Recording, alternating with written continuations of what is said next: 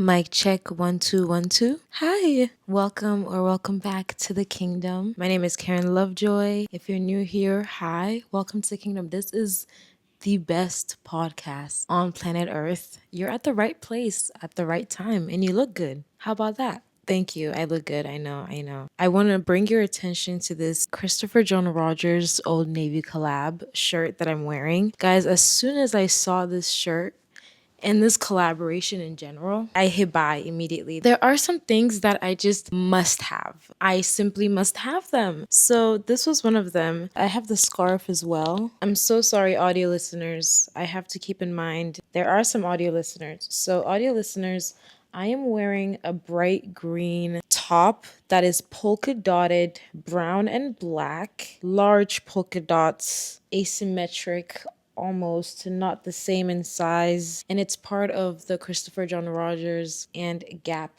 collab. A beautiful combo. I loved this print in the collection, so I was like, okay, I need that. I'm gonna put this around my arms. I'm wearing the extra small, and I also accidentally bought two, and so I'm gonna do a giveaway, giving away one of these tops. I bought two by accident, and so in order to qualify for this Christopher John Rogers top, you must live in the US, unfortunately. I'm sorry. Subscribe to the podcast on Apple, Spotify, leave a review. Let me know what you're thinking of the new season. Share the podcast on your Instagram if you want to. You don't have to. That one is optional. Extra points if you do so. I'm going to put the rules in the description of whatever video this is. And if you've done it all, comment below that you're done. And I'll pick one of you to give this shirt to, not the one I'm wearing, the extra one. But yeah, I love it so much. So anyway, let's move on. Oh, this skirt I thrifted. I thrifted this skirt a few weeks ago in Brooklyn, and I love it. It's like a leather cream skirt thingamabob. It looks amazing. Okay, how am I feeling today? Today is a beautiful day, and it's a Thursday, so I'm posting on Thursdays now. That's the new schedule, and recording on Thursdays. So today, the first episode of season 5 came out. And so I'm recording these pretty close to each other. That's how I like to do podcasts. A lot of my favorite podcasts just kind of record by the flow instead of like batch recording or something like that. I just like real time. We went out this morning and got a baked good from a Radio Bakery in New York City. Amazing croissant. And they always have a line on Saturdays. So we're like, what if we go on a Thursday? And there was no line. We went in. It was really good. There was a peanut butter jelly croissant and then an Earl Grey muffin type thing. It was good. And then their peach iced tea is really good if you add simple syrup. It's perfect. So we went there this morning. It was a beautiful morning and I was just excited. I went to bed at like 2 a.m. last night, just putting everything about the podcast like into place, and then woke up at 6 a.m. So I'm running on 4 hours of sleep today, but I'm full of adrenaline because I'm like, woo, my podcast is out. I'm excited. I've listened to it twice through already, and I'm like, wow, you guys are having a good time. This is a fun listen. No, I'm kidding. Thank you if you're listening. I'm so appreciative of all of you who waited patiently for the podcast to be back. Guys, do you feel the energy of this? Like, we're going up. This year, we're actually skyrocketing to levels that are unimaginable, incomprehensible. We've already started, but like we're like moving fast. We're like a rocket ship going shoo. Speaking of rockets, today's episode, I want to talk about NASA. I want to talk about Artemis 2. I want to talk about all the things I learned going down a space rabbit hole last week and the whole week of the launch. But first, before that, I want to do what I'm welcoming and exiling because I think that's a core part of this podcast. We can't do it without it. I didn't do it last episode, so I'm going to do it. And I'm going to keep it brief because in the past, I would ramble on and on about what I'm welcoming and exiling, okay? Guys, I went back and listened to my old episodes from like 3 years ago, 2 years ago. I sound like a baby. My voice. Like, I didn't realize how much my voice changed. Anyway, so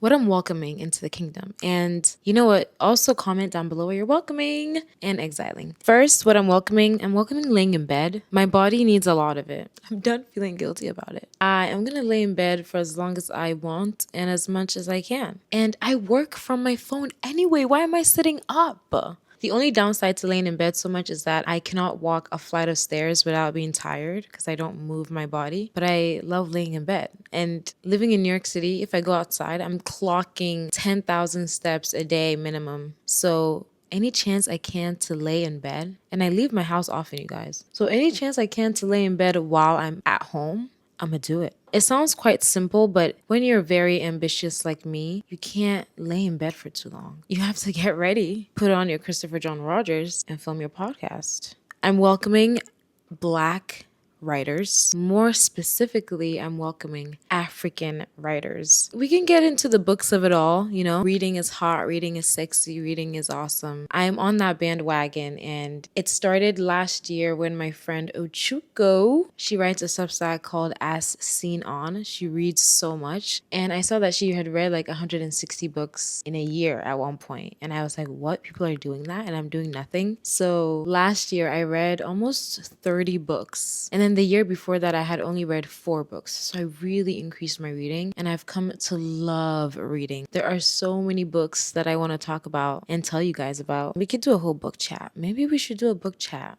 Maybe one of these episodes would be a book chat. We'll see. But I'm welcoming African writers, and then more granular West African writers, more granular West African female authors, more granular Ghanaian women.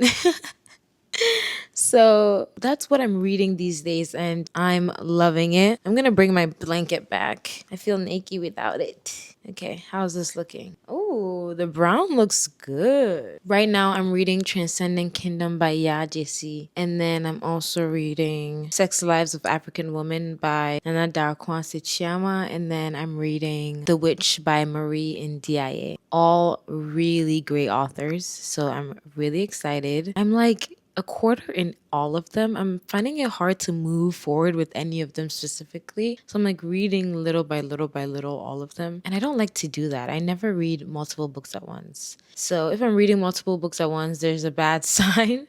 I'm not finding it easy to commit to one, which means I don't know if I found a book exciting enough for me. But I really want to read Strangers by Bell Campus or Bell Camus. I forgot. Anyway, third thing I'm welcoming, Giggly Squad. I love the Giggly Squad podcast. That's all I've been listening to recently. Yeah, shout out Giggly Squad. Do I have any gigglers in the building? Let me know. I had 3 people on here that I was exiling. 2 in particular relates to Summer House. But I'm going to look at the bright side of things and not exile or mention anyone specifically and talk about them in a negative way. Unless I'm talking about what happened, I'm not going to talk about people in a negative way. So with that being said, we're not going to exile any people. It's funny how everything I welcomed was things, and then everything I'm exiling is people. So let's see what we're exiling. Well, I need to do like a little spring cleaning. I definitely need to exile some clothes. Yeah, I can't think of anything that I want to exile right now because I'm in a good mood. Let's move forward. We're going to shift gears, pun intended, and talk about Artemis 2 because that's what I've been really focused on, especially how it relates to God and who I think God is when we look at space. It's something that I grapple with a lot as a Christian because I know God is beyond the universe, but the universe that we know, we don't even know the half. You know, we've only actually discovered 4% of the universe, and the universe expands trillions of years of like light years away. And that's only 4% of the universe. We don't know 96%. So I'm imagining a God that's bigger than this humongous thing that's the universe. And also a God that's like in bugs, in trees, and in humans. And one that came down on a cross to die. And those are like 3 intersecting things that you kind of have to find a place in it for yourself that you believe. Else you think about it for ages. Like you could come up with a million different theories about space. I'm going to first talk about the mission Artemis 2 and how it's made me feel recently. I loved watching them take off. I was on those live streams every single day, watching when they're communicating anytime they did a Q&A, while they were in space, before they went, when they landed, every single interview. Like, there is not one space or Artemis 2 video that I'll scroll past. And if you're scrolling past these, I don't know, you should stop and listen. It's insane. So I've gone down a little bit of a space rabbit hole. I was telling Lucas this all of last week, just ranting on and on and on. And if you are unfamiliar, I find it hard to believe that you haven't seen it, but if you haven't, NASA just took 4 astronauts to space. And the 4 astronauts, what we know about them, one is a woman. She's been in space before. She's actually spent more than 300 days in the International Space Station. Like, she's been an astronaut since 2013, and she got invited to go to the mission to the moon. They've been building this rocket for like almost 50 years because the last one failed, and then they've been working on this one ever since. So this is the first time that NASA has taken people to the moon since we went like way back when. I don't remember the year. So it's a big deal. And not only did they go to the moon, but they went to the moon, went past the moon, and went to the back of the moon, saw an eclipse, and then went back down to Earth. In all, they traveled around 600,000 miles there and back. I think one of the things that blows my mind the most is how it's not like they're steering this rocket. Yeah, there's some steering involved, but everything is down to math, it's down to gravity, it's down to science. The science is hard to even wrap your head around. The rate and the speed at which things are moving in space, it doesn't make sense. The fact that we've not got hit, it doesn't make sense. The fact that everything stays in place and doesn't move, the fact that we're just a dot in the speck of a galaxy, and that galaxy is dot in the speck of another one, which is dot in the speck, and the fact that that wide web of things resemble our veins, resemble tree trunks. The universe is so mind-boggling to me. And then I just think there just must be a God. And that's my conclusion. And even the fact that like the sun is big and heavy and it's like weighing down, and that pull is what a gravitational force is, and it like basically just keeps going. Anyway, the astronauts were also so endearing. They were a great team, lovely to watch. So I was stuck watching them. There was a man, the first Black man to ever go to the moon. His name is Victor Glover. The woman is Christina Koch. Then I don't remember the other 2 astronauts, which is funny because like the woman and the Black man were the 2 most popular ones on TikTok. One of the other astronauts, his wife died of cancer a few years ago. And when they went to the moon, they saw a crater there and they named it after her. They named it Carol. That was sweet.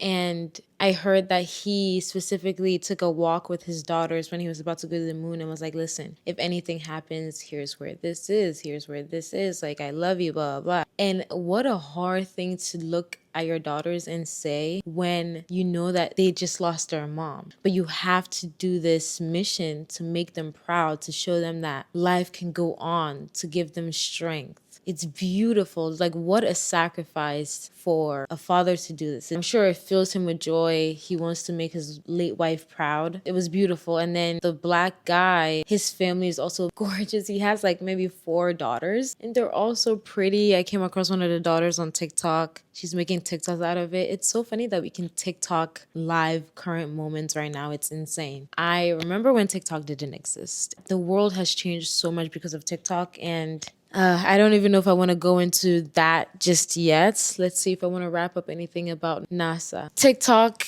the fact that people can, I'm monetizing off my day-to-day. So that's why the world is like this, because people are posting their day-to-day to monetize off of it. And with that comes scrutiny. You can be very misunderstood. Things can just look wrong. And so if you're gonna post a 10-second clip of yourself, and this this is advice to me as well, because like I said last week, I have a reel that's blowing up. It's of Lucas's painting of me, and it's going viral, and it has amazing numbers, but the comments are insane. And obviously comments bother me. They get to me. I can't not look at them because I can't turn them off. And I can turn the post off so you won't be able to comment, but like that looks like you're whack and you can't handle it if you turn off the comments.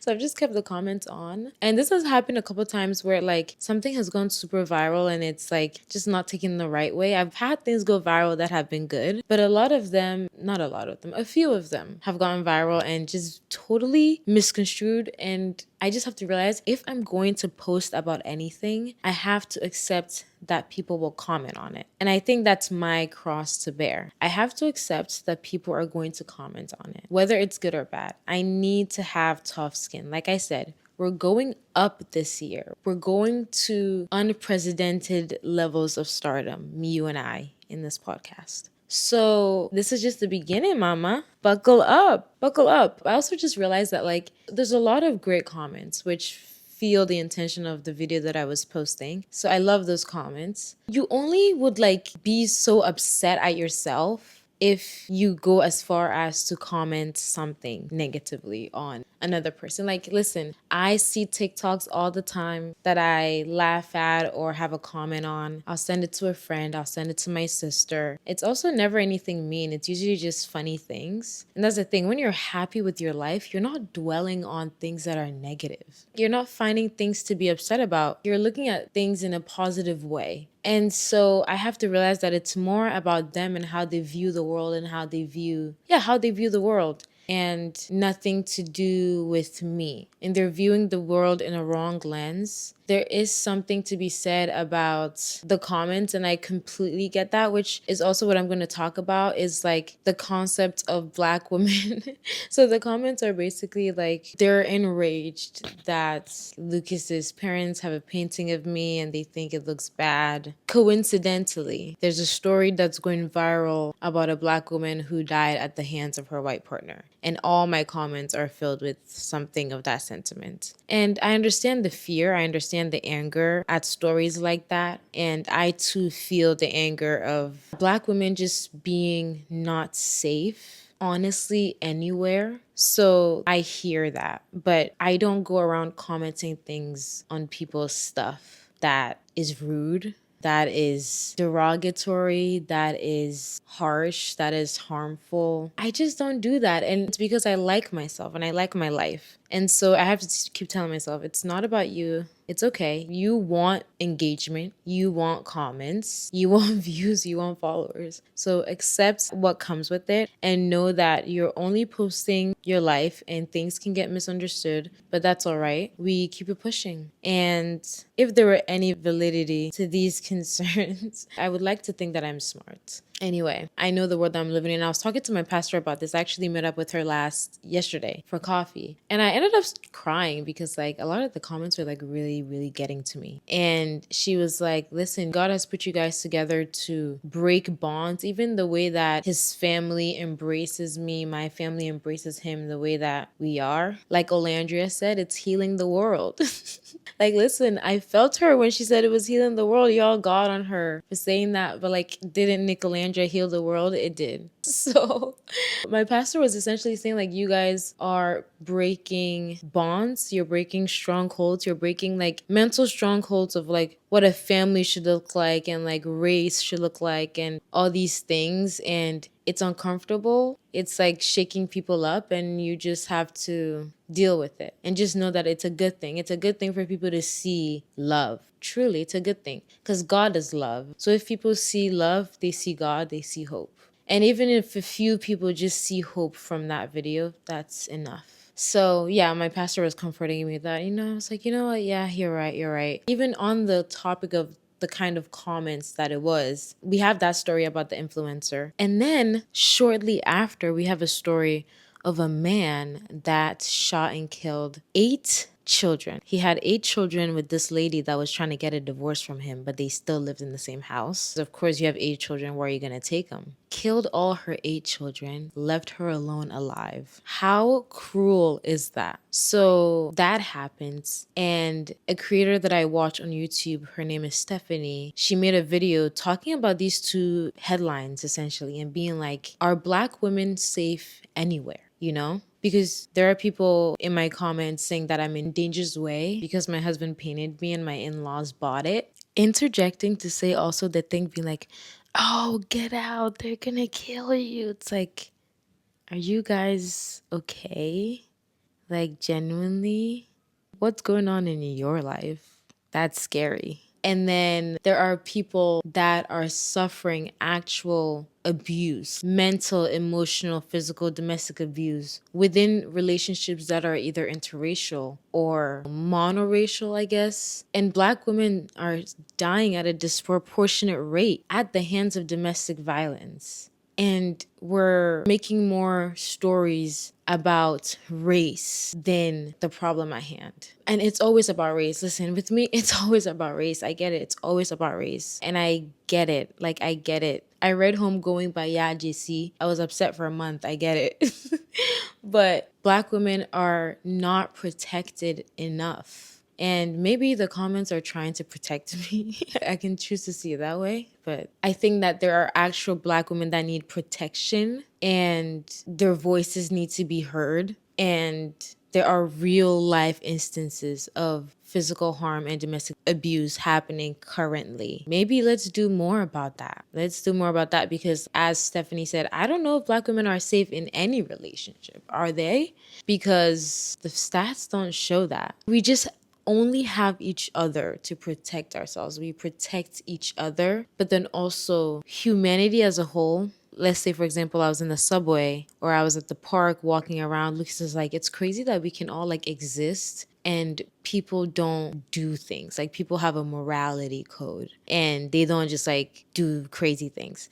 And granted, there are people who would just go into a public place and do something horrible and harm and kill a bunch of people. And it's not happening every day, every second, because humans have a code of conduct, the way we behave in public. And it's a beautiful thing to see when you all come together for the good of humankind. So I wouldn't say it's up to one race or it's up to another race to protect each other, or that like races aren't looking out for each other. But I agree that, yeah, Black women, you look around, you're like, we are all we got in this equation. And I think we should protect each other more and look out for one another a little bit more. Okay, switching gears. I guess that was on my mind because I was thinking about the stories and I was thinking about my comments and I was thinking about just like what it means to be like in an interracial relationship, because what's going on with West and Sierra as well, like also heightens the case. Like, white boys are down bad because of what's going on in the news. So it's like bringing all these conversations to the forefront of like what it looks like, what does it mean to be in an interracial relationship, the dynamics in there. And these are things that I talk about with Lucas all the time, all the time. We also go through many, many experiences being interracial. Yeah, Nicolandria is the only thing that gives me hope. If something happens to them, guys, I don't know what I'll do with myself.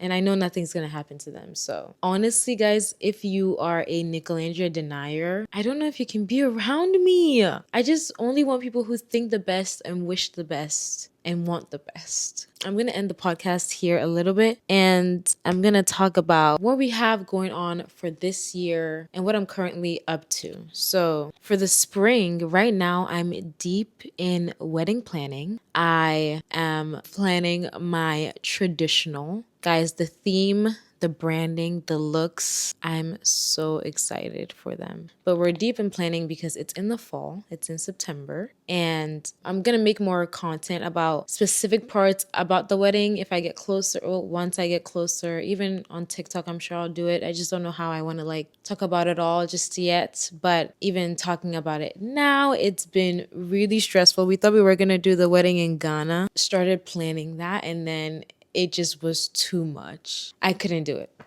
You know what's funny? My dad, like a month into planning this Ghanaian wedding, I'm on the phone with him and he's like, I don't think you can do this Ghanaian wedding. You're going to be stressed out. I know you. It's too stressful for you. You can't handle it. And I got so offended. I started crying. I'm like, how dare you, Dada? You don't even know me. Who says I can't handle it? And then a month later, I'm like, yeah, I can't handle it. So I guess he was right. I guess he does know me. Apple doesn't fall far from the tree. So we're having it here in the States. It's going to be so fun. So that's what I'm currently filling my days up with, a lot of wedding planning. And for the spring, my vibe is to own it. What do I mean by I'm going to own it? I think I've arrived. I think the season of this podcast is like bringing something new. Career wise, my work is going amazingly and things are flourishing that I'm like, wow, it really does feel like a blossoming of a spring.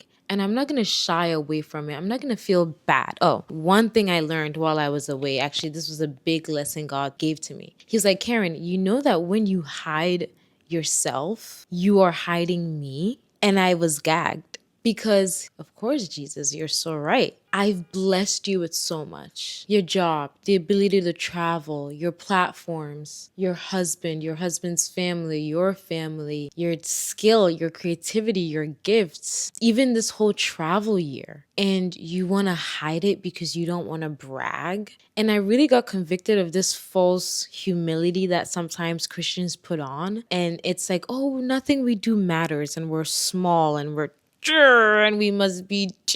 Who puts a light underneath a bed? Who puts a light in the basket? They put it on the stand. They put it on the city hill so it will shine. So God was like, you're hiding all these gifts that I've given you, and not even gifts in like the spiritual or skill level, but gifts like traveling, a beautiful marriage, a great career. And you don't want to talk about it. You don't want to show it off because you think that it's bragging. No, you're hiding me. You're hiding my goodness, you're hiding my favor, you're hiding my mercy. And so that's what I mean by own it. I'm just going to own it. I'm going to own that the lights are on. It's camera action time. I'm going to own it in the way that I speak, in the way that I present myself, and in how intentional I create the people that I spend time with, the woman that I'm becoming. Guys, I'm 25. I'm about to turn 26 this summer, and it's coming so fast. It feels like I just turned 25. Oh my gosh. May, June, July. Yeah, 3 more months, and I will be 26. But I'm feeling better than ever. I'm looking better than ever. Hello. Yeah, I'm just gonna own it. I'm gonna own the gifts I've been given. I'm gonna own this gorgeous fashion sense, the makeup skills, the hair, the glowing body, the skin, the taste, the passions, the interests. It's all part of who God made me to be. And I think one thing I was really grappling with is like, can I still be into these things? Can I read books that are not Christian? Can I watch things that are not Christian? I've thought about this a lot over my time away, and my conclusion is that art is talent from God. Artists, people who are creating things out of nothing, is God's ability as well. And God's ability shines anywhere. God made all man. And newsflash, he loves all man. So it's all part of his creation. So indulge, learn, educate, expand your palette, expand your horizons, expand your worldview, look at other things. I met Apostle Joshua Salmon, and he told me he's read the Quran. He's friends with Buddhists, he's friends with Muslims. And I was like, wow, there's this just big notion that you're supposed to like seclude yourself and only think of one thing and only be in a bubble. And I'm meeting Apostle Joshua Salmon, the man that everybody looks to. And he's like, oh yeah, one of my very best friends is Muslim. I've read the Quran, I've given him the Bible, we talk about it. He's open-minded. So I learned a lot from that. But yeah, just be open-minded. Allow God to speak through things. There was a quote that I saw the other day. I hope you guys are following my thought, because to me, I'm like, am I jumping off places? But you guys are getting it. There was a quote that I heard the other day, and it was like, God spoke today in flowers, and I, who was waiting on words, almost missed the conversation. And I think that line encapsulates a lot of what I learned in my 2 years away from the podcast and in my year of travel, especially when I was in Brazil, Argentina. Also, you guys, I met so many of you all around the world. It blew my mind. And what touched me the most was that I was meeting all of you guys in church. Every church I'd go to. For context, my husband and I, we did kind of like half a year of traveling abroad because we both had remote jobs, and we still both have remote jobs. But we were like, let's travel. Why are we here in tiny, cramped, dirty, loud, expensive New York City? And here we are in New York City right back. But back then, yeah, we're like, we gotta leave. We traveled everywhere. I met so many of you guys in church, and it made me like, wow, like the story that I've been trying to tell, it's working. The brand that I've been building, the vibe that I've been putting out, what I've been cultivating is a beautiful community. And all of you are so pretty. Great sense of style. Amazing. A lot of you guys are black and you're just so pretty. I look at you and I'm like, wow, you guys watching me? Yeah, we went to Brazil, Argentina, Madrid, Switzerland, and Paris. And we went to an English speaking church in all these countries, met people in church in all these countries, you guys who watch me. So that was so fun. If I met you abroad, hey, say hi. Let us know. Reveal yourself in the comments so I can follow some of you. But my view on who God is, even the fact that I was able to be in Brazil and not speak the language and communicate with people, and the feeling of humanity and togetherness, and that we are one species, like it was beautiful, and it really expanded how I communicated with God, and it started to come through nature and music and sound, and it really expanded my view of like, yeah, what I'm reading, listening to, because I realized God is everywhere and I was putting him in a box. He's everywhere. He's all things. So there's that on that. I think, what was I saying about that? I don't know if I trailed off somewhere and you don't know where I am yet. Vibe for the spring is wedding plan. Focus on this podcast, the fact that we're back. Bask in it, rejoice in it, be here with you guys, and then own it. Own this new chapter. It's grown, it's beautiful, it's joyous, it's sexy. And one last thing, don't let the haters bring you down. I love you, I do. I forgot to say that last episode. I love you, I do. Let me know what topics you want to hear. I mean, I have a list, but I just want to hear from you. If you're liking the flow, what you want to hear, and who you want to hear from. If you have any guests, let them know. Send this podcast to your favorite friend. And send this to your favorite influencer and be like, hey, you should go on this girl's podcast because it's good. And they can sit right here. Guests will sit right here. It's going to be great. So thank you guys so much for listening to episode 2. This was a different feeling. I don't know. I'm feeling a little differently after this one. I talked about so many things. The thing about race and dating, it's deep, you know, because it's my life. And so I have to think about this all the time. And I felt like I was trying to protect myself during that conversation. So I may have not said what I was thinking too much. But yeah, you guys have got to know a little bit about my latest obsessions. I've been obsessing over a lot of things, you know. I'm having fun here. What are your spring intentions and what are you bringing into the spring? What's your vibe? Let me know. Thank you so much for listening. Once again, I love you, I do, and I'll talk to you later. Bye.